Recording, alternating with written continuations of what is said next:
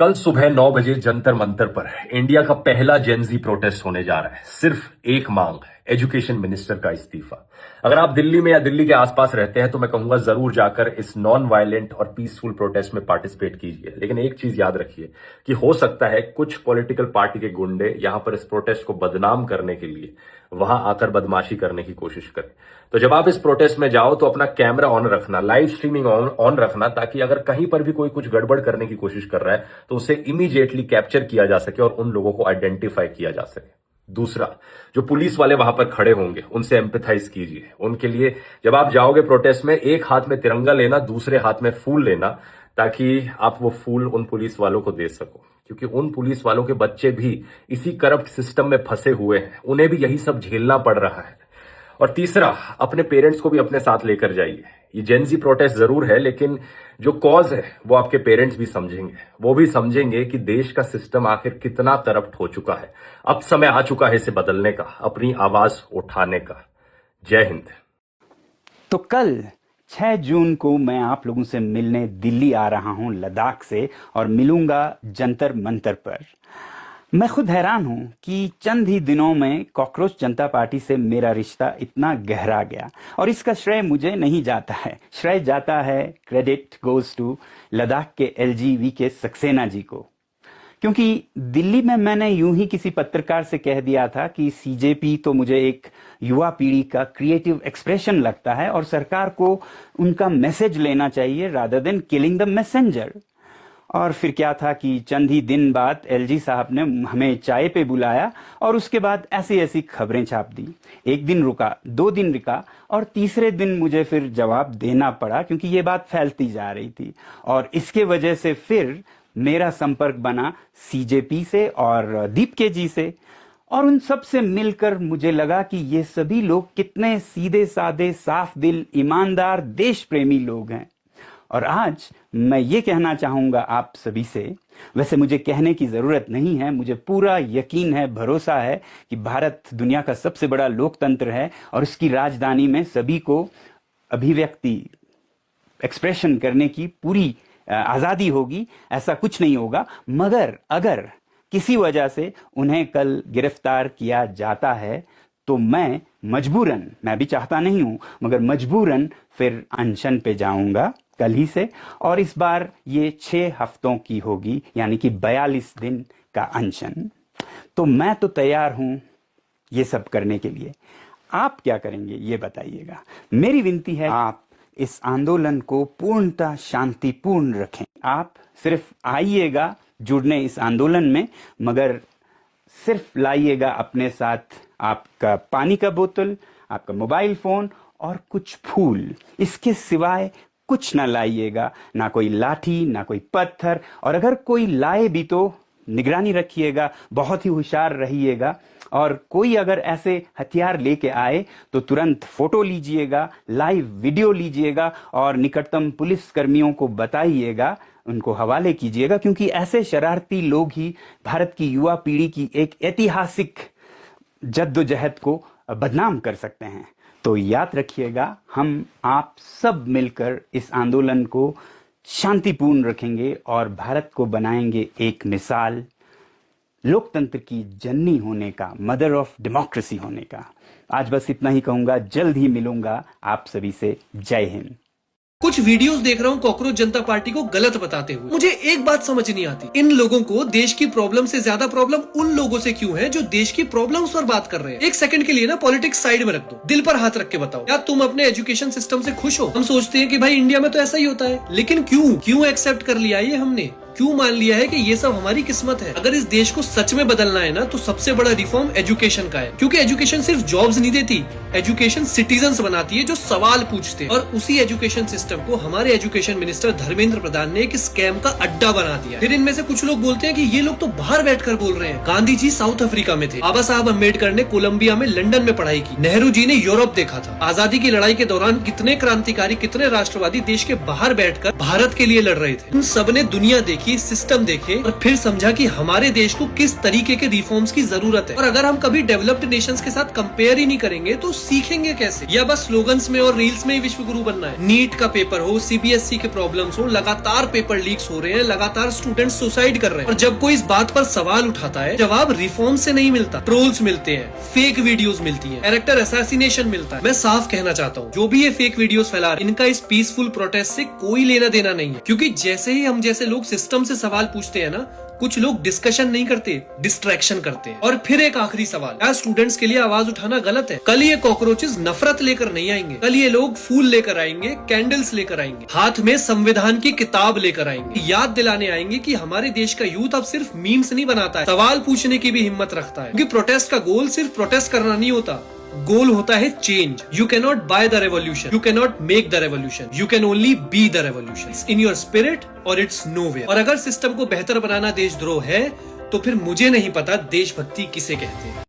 Education minister Dharmendra Pradhan के इस्तीफे को लेकर और स्टूडेंट्स के अधिकारों के लिए 6 जून यानी कल जो प्रोटेस्ट होने वाला है, उसमें पक्का बीजेपी और उसके सपोर्टर्स द्वारा बहुत साजिशें देखने को मिलेंगी। असामाजिक तत्व या यूं कह लो कि अंधभक्त प्रोटेस्ट में आकर उसको खराब करने की या उसमें दंगे करने की कोशिश भी करेंगे। और सारे गोदी मीडिया जिसने एग्जाम लीक को लेकर न्यूज तक नहीं दिखाई, वो भी अब ऐसे लोगों को ढूंढेंगे जिनको इस प्रोटेस्ट के बारे में ज्यादा कुछ नहीं पता हो, या फिर जो खुद बीजेपी सपोर्टर्स हो, और उनसे तरह तरह के सवाल करेंगे और फिर उसको वायरल करेंगे, या फिर हर आंदोलन की तरह इसको भी पाकिस्तान और अमेरिका से फंडेड बता देंगे। और कुछ गोदी क्रिएटर्स ने तो ये बात फैला भी दी कि दंगा होगा, जबकि कॉकरोच जनता पार्टी के फाउंडर अभिजीत दीपके ने खुद बोला है कि प्रोटेस्ट को बिल्कुल शांतिपूर्ण संवैधानिक तरीके से पूरा करेंगे। और वो खुद 6 जून को भारत आ रहे हैं, जो कि आज अमेरिका से निकल भी चुके हैं, वो भी क्रांति के नारे जय भीम के साथ। इस प्रोटेस्ट के लिए इन्होंने कुछ पॉइंट भी रखे हैं, जैसे हाथ में तिरंगा और किताब होना चाहिए, असामाजिक तत्वों से दूरी बनाए रखें, कोई ट्रोल करे तो बहस न करें, और अपने सोशल मीडिया हैंडल से लाइव जरूर आएं,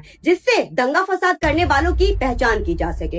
इस प्रोटेस्ट में सोनम वांगचुक सर भी शामिल होंगे और हजारों की संख्या में स्टूडेंट्स भी आ रहे हैं। तो मेरा आप सब स्टूडेंट से भी यही कहना है कि इस आंदोलन में बढ़ चढ़कर भाग लें और शांतिपूर्ण तरीके से अपनी मांग रखें कि धर्मेंद्र प्रधान अपना इस्तीफा दें, क्योंकि अब तक हम स्टूडेंट्स के फ्यूचर से और हमारी जिंदगी से बहुत खेल चुकी है सरकार, लेकिन अब आगे और नहीं। हमें अपने अधिकारों के लिए लड़ना होगा, पर भारत के संविधान के दायरे में रहकर। इसीलिए 6 जून यानी कल को इस प्रोटेस्ट में जरूर शामिल हो।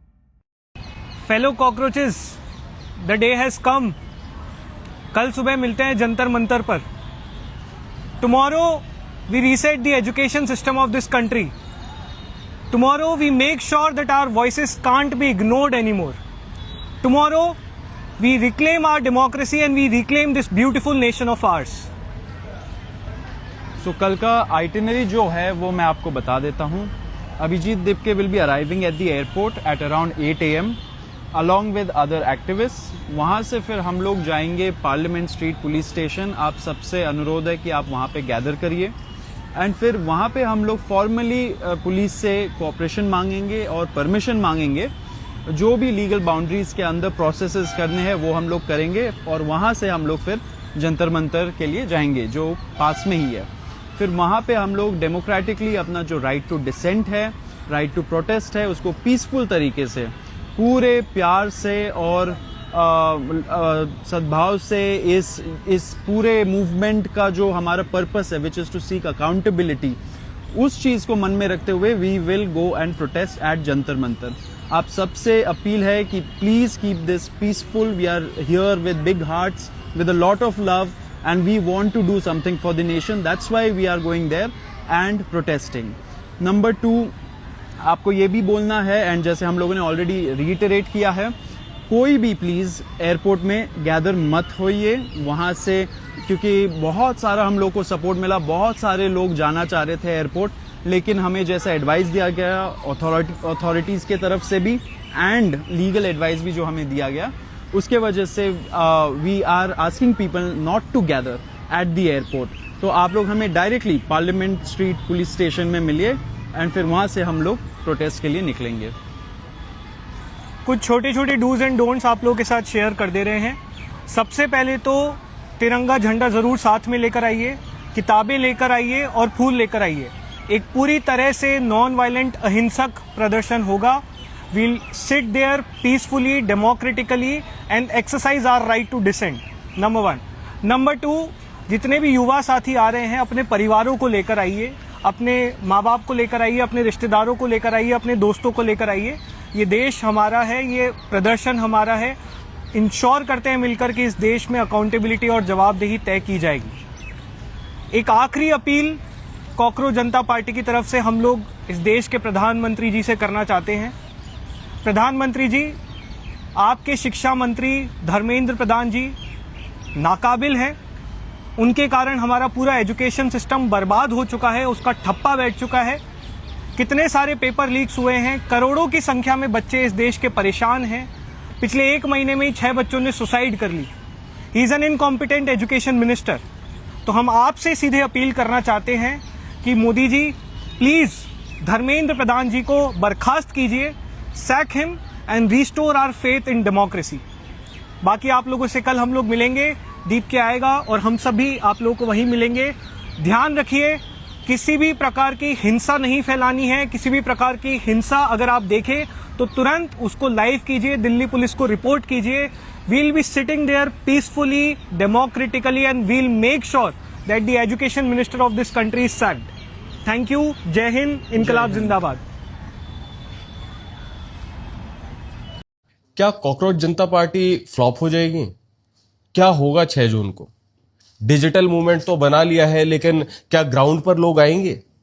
बार बार ये सवाल पूछा जा रहा है। लोग इसे दिखा रहे हैं कि जैसे कोई आईपीएल का मैच है या किसी फिल्म का क्लाइमैक्स है।